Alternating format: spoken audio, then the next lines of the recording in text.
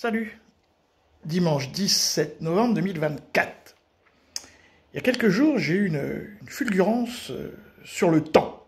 Je regardais une émission et puis tout d'un coup, je vois... bon, ça me tilte, quoi, donc ce qu'on appelle une fulgurance. Et j'arrive à la structurer dans ma tête. Et du coup, je me dis, tiens, je vais l'enregistrer pour essayer de la faire, pas pour la partager. Et je me trompe de support. Au lieu de l'enregistrer comme normalement, là, où je fais mes vidéos, je me mets sur WhatsApp, je sais pas pourquoi, je voulais le mettre en pièce jointe. Et puis voilà, bon, en tout cas, ça s'est pas bien passé. Et au lieu de gagner du temps, j'ai perdu du temps. Parce que l'histoire, c'est, on va voir là, donc je vais vous faire écouter. Donc j'ai été obligé de faire des transferts, enfin bon, toute une histoire de perte de temps. Et donc je vais vous faire écouter ma réflexion sur le temps. J'espère que la qualité sonore ira. Donc c'est un téléphone qui va parler à mon téléphone. C'est parti. Ouais, une petite réflexion sur le temps. Je regardais une vidéo, et puis il se passe une scène et ça me fait penser au temps. Alors je me dis, ah ouais, le temps. Alors le temps, c'est quoi? Ouais, donc nous les humains, on fixe le temps, on crée le temps, hein. Donc un bâton dans le désert, on voit qu'il y a des ombres, on fait un cercle, on le divise en 12 et avant midi, après midi. Bon. Et à partir de ce temps, que l'homme s'est donc fixé à lui-même, en disant voilà, on explique le temps, on sait fixer une société, adaptée à ce temps que nous avons inventé. Et puis une fois qu'on a donc la société dans laquelle nous vivons là, donc agréable, fixée et construite autour du temps, même la Bible, hein.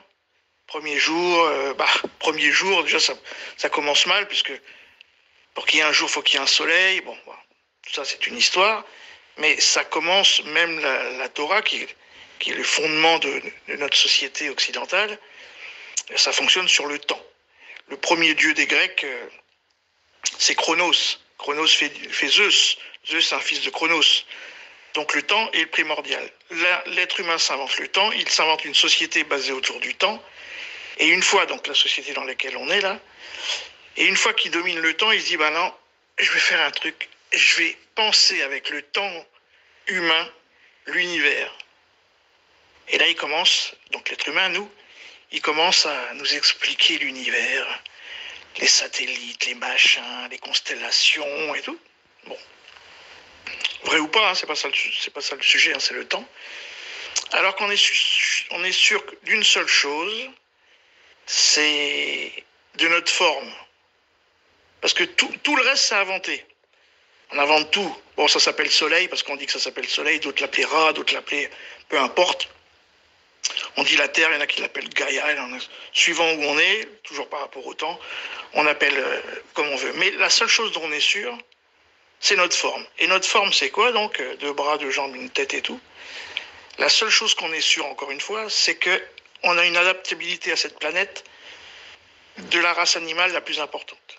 L'être humain, où qu'il soit sur Terre, il s'adapte à son environnement. Les autres animaux aussi, mais nous, on a pu évoluer.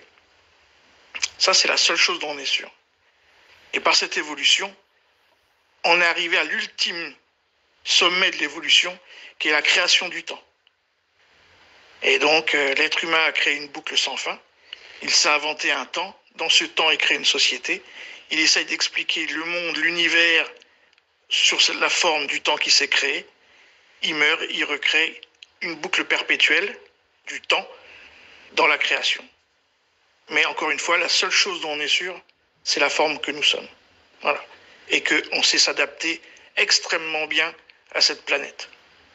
Voilà. Petite réflexion sur le temps. Salut les amis! Oui.